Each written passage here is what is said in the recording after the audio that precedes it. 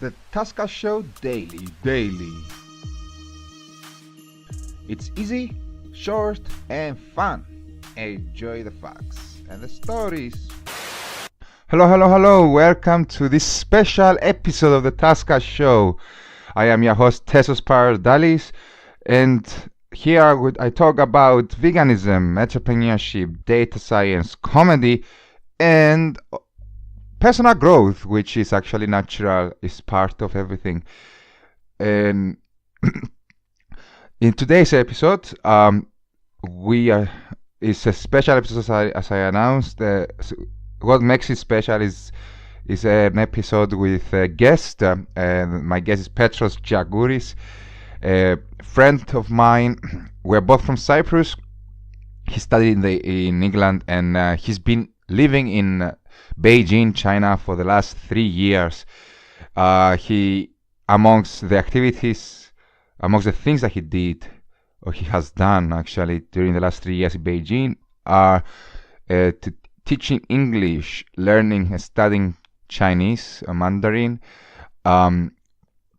starting an initiative to help international people in Beijing and around his university area to find opportunities and get involved into the community.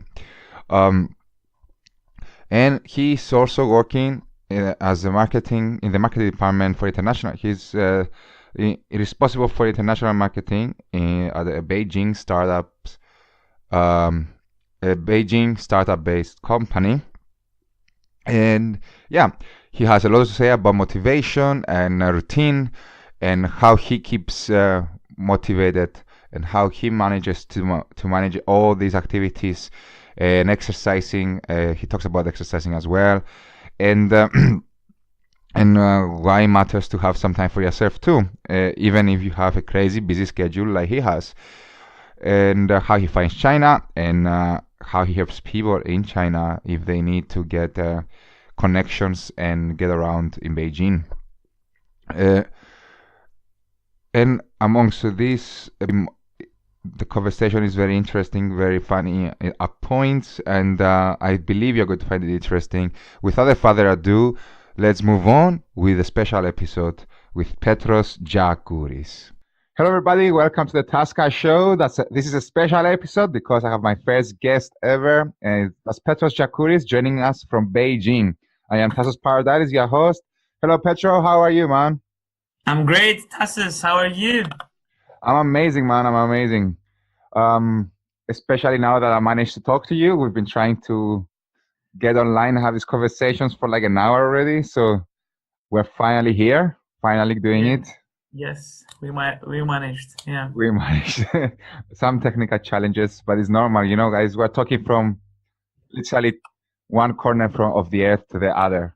Kind of. Actually, UK is in the middle of the earth, and then you have China and America, the two corners. No, I don't know. Anyway, it's quite far, but we managed. That's the important bit. Yeah. Yeah. So for the listeners who don't know who you are, Petros, just tell us a bit about yourself. Who is Petros, and what are you doing in Beijing?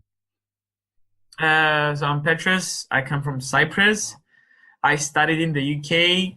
I studied economics. After that, I decided to do something different. So I came to China, where I worked for 1 year as an English teacher. After that, I had two options. It was either going back to the UK and do a master's, or stay in China and learn Chinese. So I decided that it would be a better investment for me to remain in China and invest in a Chinese course. So I undertook an intensive Chinese course for a year. During that time, I was very active in the Beijing community. I founded my own association where we help students develop career skills. I did a few internships, and this year, that's my 3rd year in China. I'm working at a tech startup, and I'm doing international marketing, and I'm pretty much loving it. I love Beijing, and I'm in love with China. So yeah, I'm waiting for you. Feel free to visit. I'm gonna visit for sure. I've been trying to arrange a visit for the last couple of years, and I should actually do that. And I might spend some more time, not just like a holiday, but if I manage to come for more than just a holiday, that would be amazing. So you said Sounds you promising. that's promising. Yeah, I always over. That's one of my weaknesses. I overpromise, I underdeliver, which is a bad business practice. Yeah. Uh, so you said you thought investing your time in learning Chinese instead of doing a master's back in the UK, it was the best decision for you at the time. So would you suggest that for anyone who is in this dilemma of investing time for a master's or spending time overseas or learning a new language, would you suggest that this is a learning a new language is a better solution or a better choice at the moment? Or Actually, there's no right or wrong. I think everyone has uh, his or her own goals. Okay, so everyone needs to have a different journey. So some people they prefer to do a master's and then get a job or maybe travel. It doesn't matter. And some people might start with traveling, then doing a master's. Then it's there's no right and wrong. It's like you should try to do what works for you. So if you think that at a certain place, at a certain country, you have more chances or possibilities to grow as a person, professionally, personally, whatever, name it, then you should choose that place. But there's no right or wrong. It's like it's very subjective. It's yeah. yeah. Um, but besides working for the startup, doing international marketing, which I do, I know firsthand that it has been a interesting challenge for you because we had some conversations in the past. Because Yes. your background is not marketing, Yes. It's and not. in Yeah. the marketing role. So how do you deal with this new, overwhelmingly different kind of role in a country that speaks a different language? But because even though you've invested a year learning Chinese, Chinese Yeah. is not the easiest language to Of course. become Yes. fluent into. And so how do you find all this experience? Definitely. Uh, so as I said, my major is economics, but now I'm doing marketing. And the funny thing is, I'm doing marketing at a Chinese company. So all of my colleagues are Chinese. So that's another challenge there. I need to be speaking Chinese all the time. Yeah. Also, the subject not very familiar to me, but it's something that I like, and that allows me to get creative and do stuff by myself. At Yeah. the same time, lack of mentorship, lack of clear instructions or like how to do stuff. So it's a lot of improvisation, a lot of Googling stuff. But I cannot complain. I feel that I can grow. In this company, they're treating me really, really well. I'm the first foreigner that they employ. And no regrets. Yeah. I remember we were having a conversation about what kind of marketing channels to use, like digital marketing channels to use in the past. And I think in China, for anyone who wants to market in China, probably the traditional Facebook or Twitter or Instagram channels are not as powerful or strong as other channels like WeChat or Weibo. So Of course, of would course. you like to Yeah, talk about so this?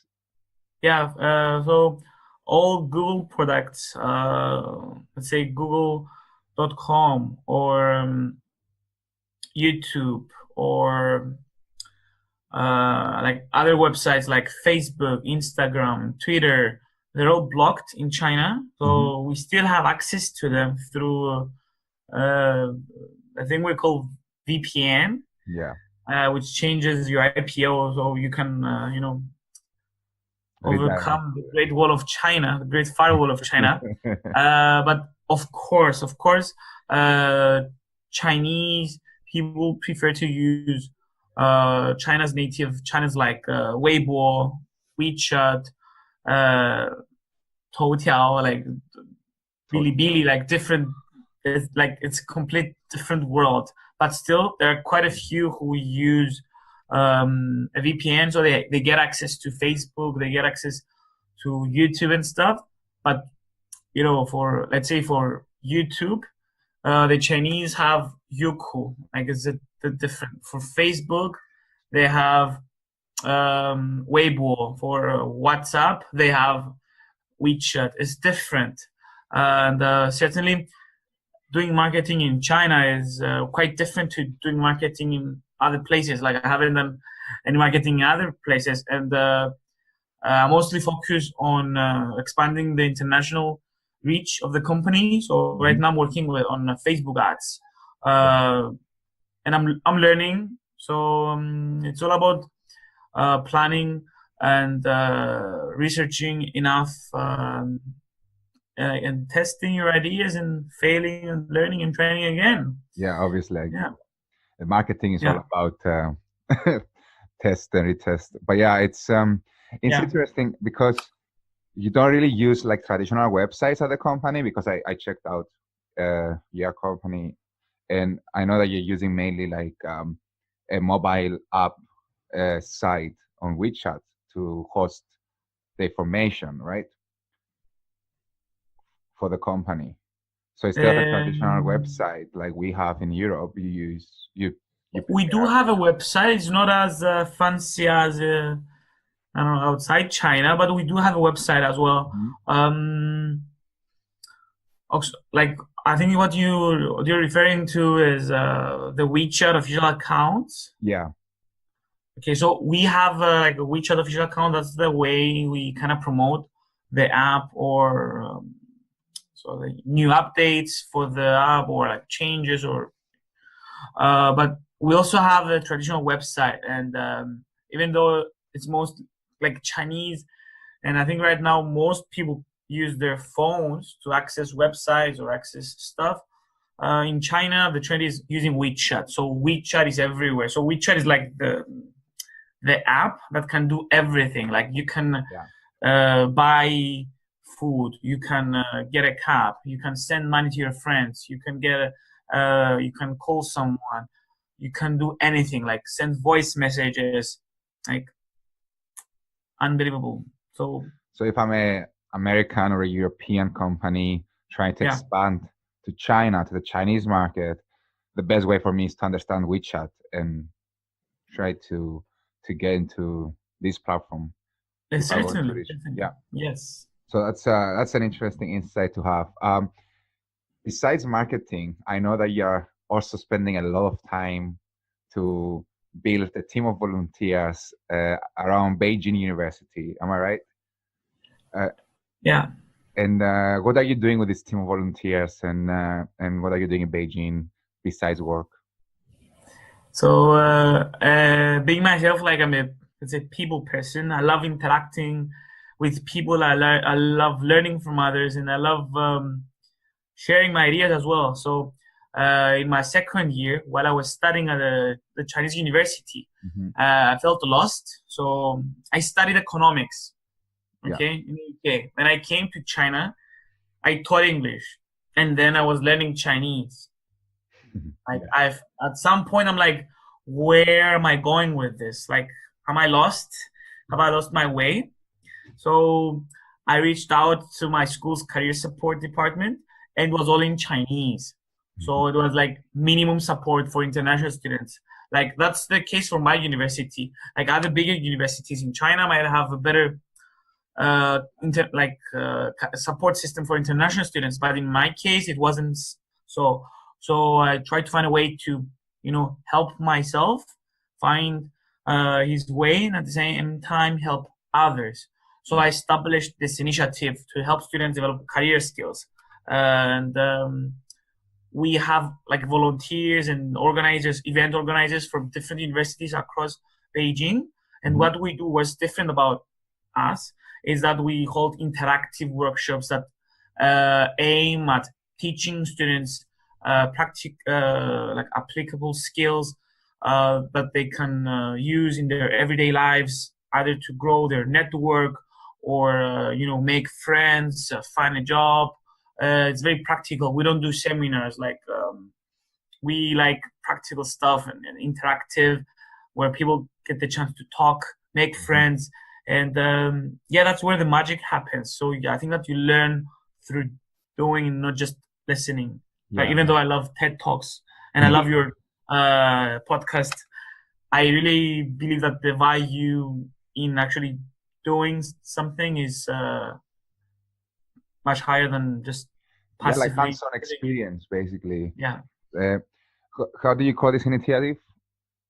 it's called Beehive. Beehive.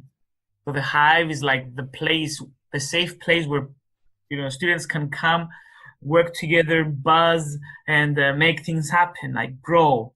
And it's amazing because so far we have empowered more than 600 students.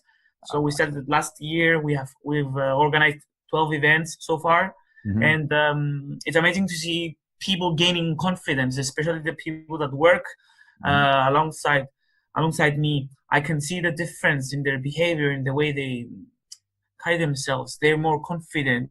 They believe in themselves more, and they feel that what they're doing matters. And that's where the value is. That's when people feel that they're achieving something, then that's when they will be motivated to do stuff and produce results. Yeah. Actually, listening to you expressing all these experiences and what you're doing, I can see the passion. I can see that you're very excited about everything you do, guys. But I do remember one of the main challenges that we talked about, because we both built in the past. We had to had to go through the experience of bringing people together to work with us on a volunteering basis, built a volunteering basis team, and we shared some ideas on the challenges and how to do that. I would like to hear your thoughts and insights, and I think the audience would like to, because there are a lot of people probably who are thinking, oh, I would love to do something, but I don't have the team or the skills to do that. How do I put a team together as I don't have the budget to do that either? Yes. So you want to talk about it? I think it's an interesting topic for everybody. Well, to be honest, I was never like a natural leader. I was never the person who would take the lead and do stuff, be the first to do stuff. And after organizing our first event, which was a pretty simple event, it was a speed networking session where we had 20 students and, just like speed dating, but it's like the point is to connect with people for professional reasons or like, do business or stuff. After that event, I felt that I can do stuff and I can, do more than what I think I can do. But in the process, many people volunteered, many people want to help out. And I remember when we were talking about this, it was like maybe 4 months ago. So like two members, like two important members of my team decided to back down. And, because everyone is a student, everyone, they have their own studies, they have their own, priorities. They decided to back down. And was like the team was exposed in a way. Yeah. But in the beginning, I felt betrayed, because when you work on an initiative, on something which is non-profit, on something which is like you do it because you want to, you do it with friends mostly, people you trust, okay? And when people leave, then it's like they leave, like they desert you, not just, let's say, Beehive or your organization. Take it more personal. As a person, so they say no to you as Petros say. But then I figured out that it was my fault, because I asked them to do stuff that it was not, they were not like, let's say you're trying to build something. You need to place the foundations. You need to put the processes down and explain to people how to do stuff. You shouldn't expect people to come and create the processes. Yeah. Especially when you're the founder of an initiative and you have a specific vision in mind. You need to understand that it's your responsibility to sit down and create the processes and empower your team. So one thing that I was thinking about was, so if you want to empower your team. You need to start from within. So it rhymes. The thing is, people need clear instructions. They need to have a vision. They need to know that what they're doing is important and add value to people's lives. That's why they will do it. They won't do it because they like you or they don't want you to feel bad, you know, especially when it's a new initiative and it's nothing. It's like something you create from scratch. It's very hard to keep people motivated and engaged. You have to constantly remind them of that. We have this goal. We're going to empower students. We're going to change their lives. We're going to add value. We can do great things. And you have to remind them of that constantly. It's not just like, okay, we have to do this and this and that. Okay. You do it. Okay. That's it. It's not like that. You have to be like, we have to do this. Let's say I have to write an article because it's important for this reason, and they to understand that their contribution to the team is huge. Like every team member is important to the team and is critical to the team's success. They should feel important, and they should feel that they're growing along with the project, not just doing work and not knowing why they do what they do. Exactly. Especially when people don't get paid with money. Of course. They have to get paid on a different level with something different. And it's actually one of the things that I like to do is trying to get once a week to, I don't have a team right now of my own because I decided to come back to uni to do my master's. But what I found out as an effective way of doing things myself is once a week to sit down with the team and be like, all right, that's what we achieved last week. And the work that you guys did helped us achieve that. And that's how many people we helped, or that's how many people thanked us. Because a simple thank you, I was always actually fishing for compliments on social media from users or clients to say thank you to the team, because like a simple thank you from a user or a client, it could make everybody feel appreciated. And it goes a long way. And I would show that once a week to the team. If I had a thank you or two thank yous from people, I'll be like, you guys, this thank you is to you. It's not to me or anyone else. It's to you. You rock. You're amazing. They need to listen to it. Yeah, exactly. So basically that's, it's pretty much, a similar approach. And I think it's important, and it's very difficult. But on a personal level, I think it's very difficult from the leader to always be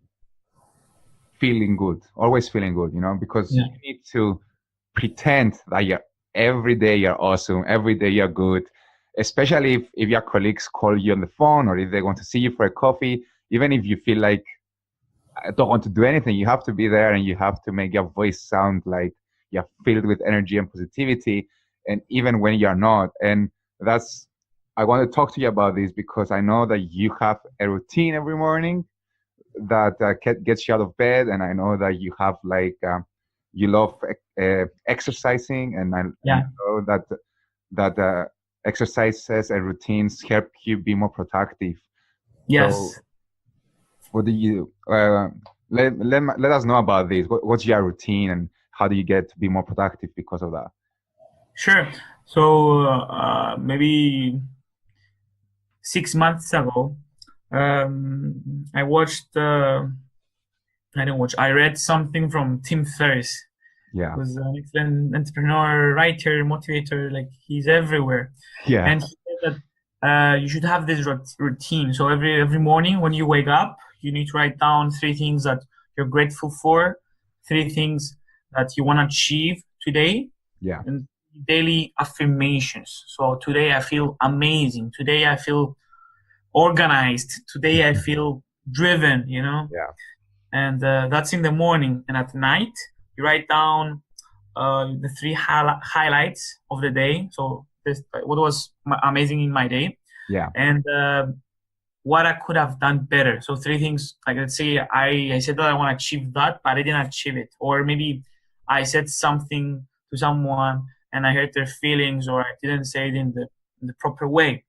But anyway, so that's to start having good habits, you need to have a beginning and an end. Okay, so the beginning is when you wake up and you write down this stuff, like what you're grateful for, what you want to achieve today, and how you feel today. And then at the end, before you go to bed, you write what like your 3 highlights and what you could have done better. Okay, Yeah. and you need to fill everything that's in between with things that matter to you, things that work for you, they motivate you, they will help you become better, Yeah. and they work for you. And I fill my day with activities like meditation. I've been using Headspace for the past 4-5 months. It's an amazing app for meditating.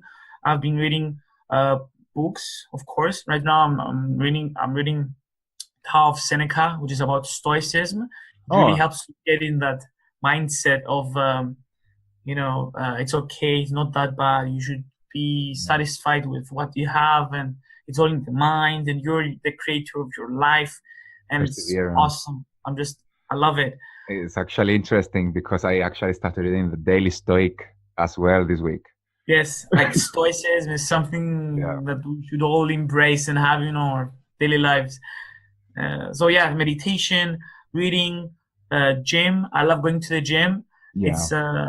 It's something that gives me inspiration, motivation, and actually, while working out, I feel that I have these crazy and amazing ideas that I always write down in my notebook. So wherever I go, I carry with me a little notebook just to make sure that I don't miss any of my thoughts, because you cannot imagine how many thoughts we can have in a minute or in an hour. Like, we need to write things down because they just sleep. It's like it's sleep away, and we need to write down these ideas because they might never come back. Then I go to work like most people do. Yeah, the boring stuff. Actually, I feel very grateful to be working where I am now, because it's even though I don't have like the mentorship with the instructions, with the knowledge and stuff, I feel the support and the let's say it's a very humane environment. I have a very small startup, only 35 employees, and we have 2 cats in the building. We have healthy snacks. It's a startup. It's like very cool. It's like very nice to be there. So I feel that after starting this daily routine, so like I wake up, I do 10 push-ups, then I meditate, then I read my book, then I go to the gym, then I go to work. Like, it's like I come back home every day. I fill in my daily planner. So actually, I call this the life planner. So I don't know if you can see. You probably cannot see, but anyway, I'm like this geeky guy that fills his notebooks with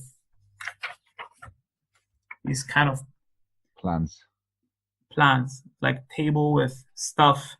But the thing is, you need to find what works for you and what's important for you. Like, before I started doing this, I sat down. I'm like, so what are my healthy habits? What do I need to do? So what's important for me? What if, like, say, if I stop doing something, will it matter? Is it important to me? So I write down all of the things that are important to me, like meditating, working, obviously, going to the gym, organizing events, Beehive, networking and stuff. And I sat down and I calculated my free time. And after, let's say, we don't really have, like, even if you just sleep 6 hours every day, you don't have more than 5 hours daily. So your free time to do stuff that you like, let's say outside, cooking, showering, going to work, commuting, is like 5 hours max if you're lucky. And we need to cherish the time and to choose wisely on which activities we spend our time on and with whom we spend our time with, because you don't want to waste your time. Your time is the most important thing you possess. and you should be very stingy with your time. And yeah, Time Scrooge. right? Yeah. Time Yes. Scrooge. Yes. Yeah, sometimes though it's important to. Do you think that can you be like every day, 7 days a week, 365 days a year, so organized? Because I don't think anyone can do that. I think there's some days that you just kind of not need to waste time, but need to relax and not try to control every aspect of a couple of days every now and then. Of course, yes, yes. So like on the weekends, I don't go to the gym, or I like sometimes procrastinate, like most people do, or I might not feel. I might not feel the urge to do stuff and be productive every day all the time. But the point is, you should have this structure. So when you wake up, you should write down these 3 things. Yeah. Before you go to bed, you need to write down these 3 things. That's so since I started doing that, maybe I didn't do it for 1 or 2 times, and the next day I felt really bad with myself because it becomes a part of you. And the thing is like keeping track of your progress of yourself, like because let's say the things that you want to achieve and you write down, if you don't achieve them and you keep writing on your notebook what you could have done better. Let's say I want to write an article for LinkedIn, okay? Yeah. And I haven't written it yet, and I write every night before I go to bed. What could have I done better? Write the article, and every night for a week, for 2 weeks, 3 weeks, I write the article. I haven't written the article yet. That's what I haven't done yet. Yeah. Then you realize that you're doing something wrong. Then maybe you're not managing your time well. Maybe writing the article is not as important as you think it is. Yeah. And like time management, like it's hard. If you want to do stuff, if you want to have a social life, if you want to sleep, if you want to cook, you need to make choices, and everyone is different. And in my opinion, you should choose what makes you happy, what makes you feel motivated. So if you need to go to the gym, then go to the gym. Yeah.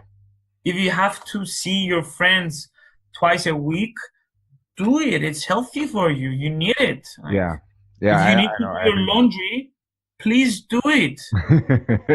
The laundry. There are people around you. Yeah. Don't stink. Don't go to work and stink. Do the laundry. In some countries, it's a crime. It's a crime. Yeah.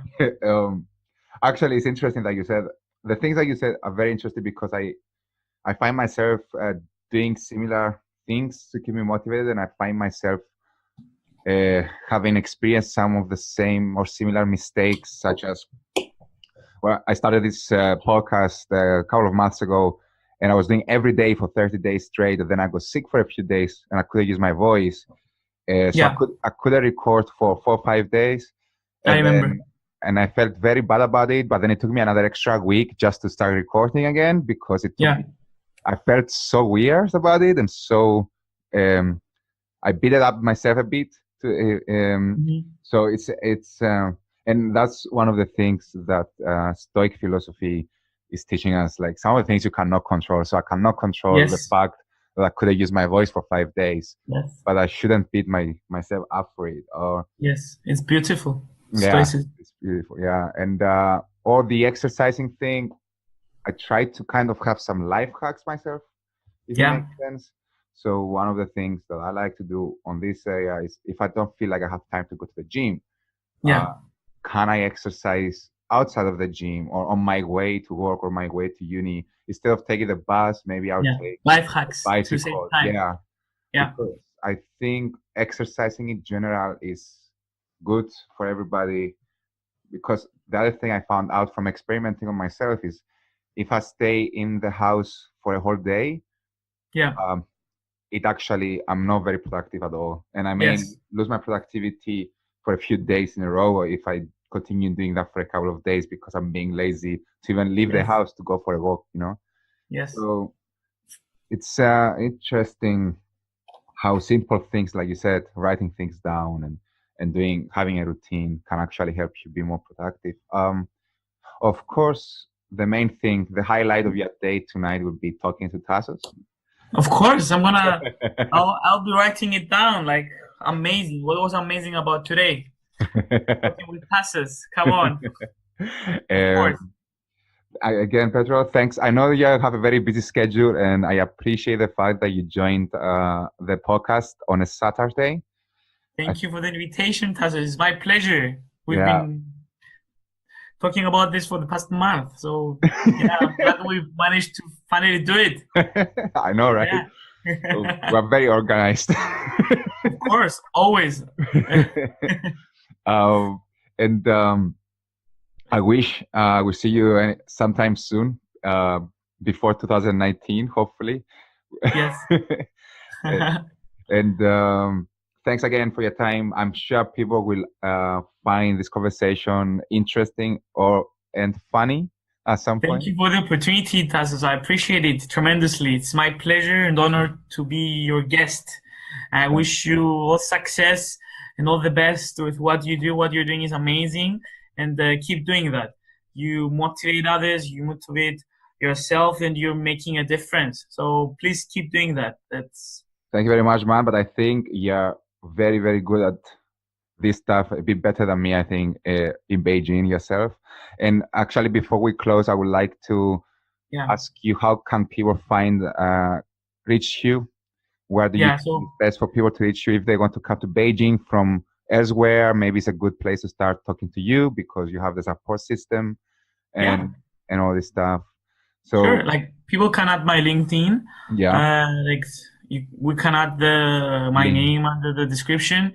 Yeah. But I can also provide my email address, and people can contact me, and then we can get more personal. I can, get WeChat, because in China it's WeChat. We work with WeChat. So let's connect first on LinkedIn or through email. Then I would love to have a talk with them on WeChat and have a video call and tell them everything about China, because China is like amazing. There are so many opportunities here, and people have no idea. They think that it's just China is a place where, like, some people, like, it's just you eat rice and it's like, especially in Cyprus, let's say. Yeah. Imagine what do people think about China in Cyprus? It's funny though, but yeah, like if anyone wants to know anything about China or like Beijing, like they can contact me. That's amazing. I will make sure to add then your LinkedIn link on the description of the YouTube video and the podcast and on the website. Basically everywhere I put this audio and sound experience, I will put the links to your LinkedIn and make sure I add your email as well. In the descriptions. And thanks again, Petros. I will talk to you. We'll chat again at some point in the next few weeks. Of course. And I'm looking forward to seeing you again. And if you want to do another podcast together in the future, of course, I would love to. And anytime, Tassos. Anytime. Thanks a lot, man. Have an awesome weekend, mate. You too. Take care and speak to you soon. Bye-bye, Tassos. Bye now. Thanks. So thanks for listening, guys. I hope you enjoyed this special episode with Petros Jaguris.